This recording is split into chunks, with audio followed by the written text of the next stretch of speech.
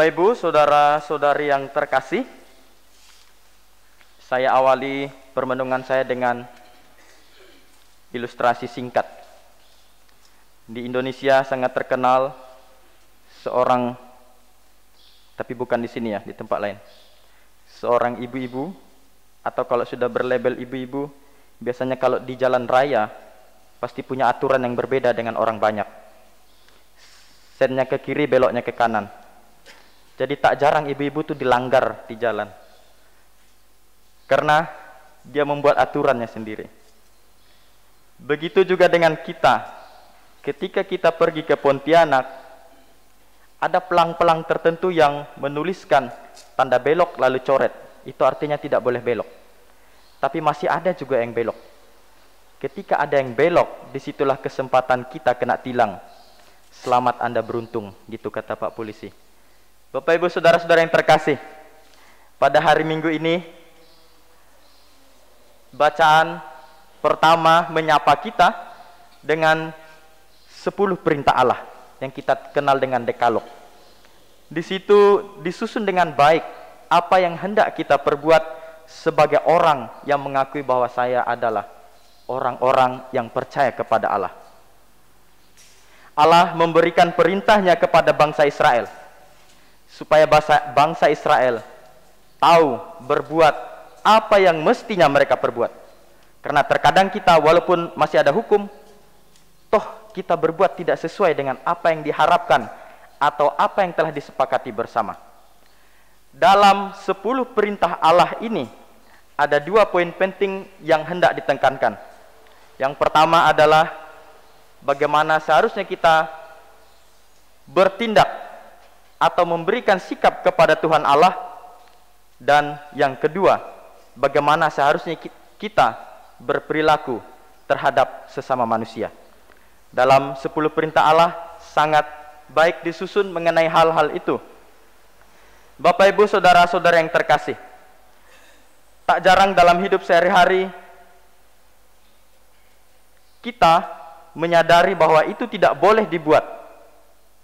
Tetapi karena terlalu sering kita buat, maka kita anggap itu biasa. Dosa, jika kita buat terlalu sering, kita anggap itu menjadi hal yang tidak dosa, dan itu biasa-biasa saja. Tetapi jika sesuatu hal yang benar dan jarang kita buat, ketika kita buat, kita menganggap itu aneh, dan kemungkinan kita disingkiri. Makanya kebaikan sangat sulit diterima. Bapak Ibu saudara-saudara yang terkasih, ketika pasca orang Yahudi, Yesus pergi ke Bait Allah, dan di situ dijumpainya banyak sekali pedagang-pedagang. Ada yang menukar duit, money changer mungkin. Ada yang menjual kambing, menjual babi, menjual ayam di situ. Semua ada. Kemungkinan ada yang juga yang jual sawit di situ. Siapa tahu ada ram di situ kan. Jadi segala hal ada di situ Bapak Ibu. Segala hal. Emosilah Yesus. Karena kita tahu sendiri tempat Allah atau bait Allah atau gereja adalah tempat yang kudus. Tempat di mana kita berjumpa dengan Tuhan. Ketika sudah ada tukar menukar uang dan bisnis di situ, saya yakin hukum bisnis berbeda dengan hukum yang Allah harapkan. Yang seharusnya orang beli micin dibayar 10.000, tapi karena hitung rugi jadi harus bayar 15.000. Bapak Ibu saudara-saudara yang terkasih, yang ada dalam konsep bisnis adalah keuntungan, dan tak jarang juga terjadi kecurangan.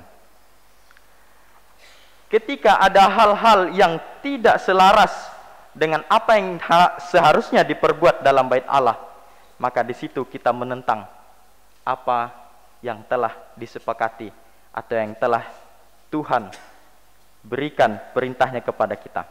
Bapak Ibu saudara-saudara yang terkasih, Yesus sangat marah ketika berjumpa dengan para pedagang-pedagang di bait Allah. Karena bait Allah adalah simbol kehadiran Allah di tengah orang-orang Israel. Orang-orang Yahudi tidak sanggup menyadarinya, sehingga mereka berbuat seperti tidak ada Allah di bait Allah. Ada 3 hal yang membuat Yesus sangat kecewa dengan para pedagang-pedagang itu. Yang pertama, mereka tidak menghargai kesakralan bait Allah. Bait Allah adalah tempat yang sakral. Ketika kita tahu ada sesuatu tempat yang sakral, pastinya dan biasanya spontan kita berlaku selayaknya seperti seseorang berhadapan dengan sesuatu yang sakral. Gereja kita juga adalah tempat yang sakral, Bapak Ibu. Dan tak jarang ketika di dalam gereja kita berperilaku seolah-olah tidak berada di tempat yang sakral. Kita berbuat sesuka kita. Kita melakukan sesuatu sesuka kita. Tak jarang juga gereja menjadi tempat hanya menunjukkan iman kita kepada orang lain, tetapi kualitasnya tidak ada. Bagaimana bisa kita membuktikan kualitas iman seseorang? Hanya kita sendiri yang tahu. Berkualitaskah iman seseorang ketika masuk di gereja, dia bersujud sembah membuat tanda salib, tetapi setelah keluar dia mencaci maki kawannya? Ketika masuk di gereja dia bersujud sembah dan perbuatannya menunjukkan bahwa dia seorang saleh, tetapi ketika keluar dari gereja ia mencuri, menggosipi orang lain, iri dengki dirawatnya dalam hati. Bapak Ibu saudara-saudara yang terkasih, hendaknya iman kita tidak hanya tumbuh di dalam gereja, tetapi harus kita pancarkan juga di luar gereja.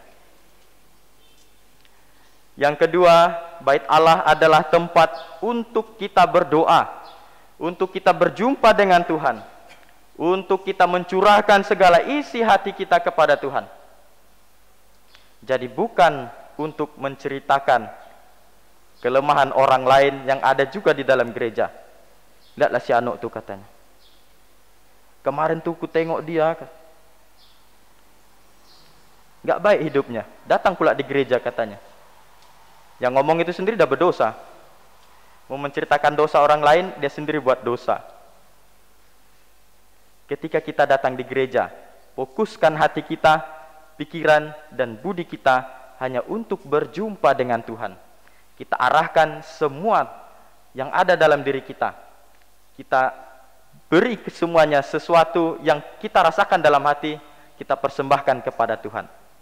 Sehingga apa yang kita pikirkan yang tidak-tidak, sehingga ketika kita berpikir sesuatu yang tidak layak, semuanya akan menjadi lebur.